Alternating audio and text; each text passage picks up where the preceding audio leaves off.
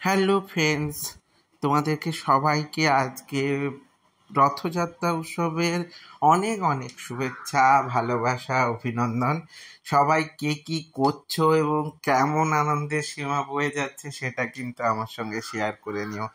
আমার কিন্তু খুব আনন্দ হচ্ছে, আর আমি আমার সমস্ত কিছুই তোমাদের সঙ্গে শেয়ার করে নিই। তো তোমাদের সঙ্গে শেয়ার না করলে আমার দিনটাই ঠিক করে যায় না।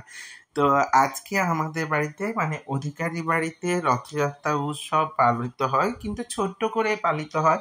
আমাদের বাড়িতে যে জগন্নাথ দেব, বলভদ্র দেব এবং সুভদ্রা দেবী আছেন, ওনাদেরকে মেনলি স্নানযাত্রার দিন স্নান করানো হয় এবং স্নান পূর্ণিমা হিসেবে স্নানযাত্রা করিয়ে দেওয়ার পর ওনাদেরকে এই রথযাত্রার দিন সাজসজ্জা করে ছোট্ট করে একটা রথের অনুষ্ঠানে পালন করে ওনাদেরকে বেদিতে তোলা হয় এবং এই রথ থেকে উল্টো রথ পর্যন্ত ওনাদের পুজো বা সেবা করা হয়।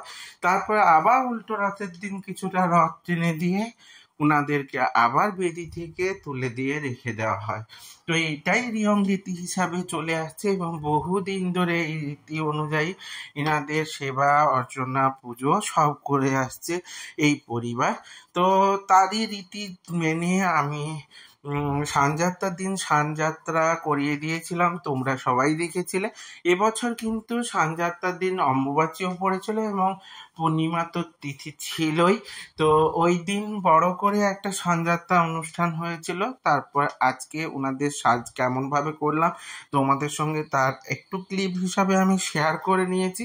তো ওনাদের সাজসজ্জা করানোর পর ছোট্ট করে একটু রথ টেনে দিয়ে ওনাদেরকে বেদির ওপর বসিয়ে দেওয়া হয়েছে। দেখো, তো বেদির পরে ওই বেদিটাতেই কিন্তু রথ হিসেবে আবার টানা যাবে। তো ঠিকঠাক টাইম অনুযায়ী রীতি অনুযায়ী যখন পুজো হবে তখন রথ টানা হবে, কিন্তু সেটা অনেক পর হবে। তো তোমাদের সঙ্গে আমি শেয়ার করব বলে অবশ্যই ক্লিপটা আগে কিছুটা তুলে নিয়ে তোমাদের সঙ্গে শেয়ার করে নিলাম, পরে অবশ্যই তোমাদের সঙ্গে আর বাদ বাকিটা শেয়ার করে নেবো।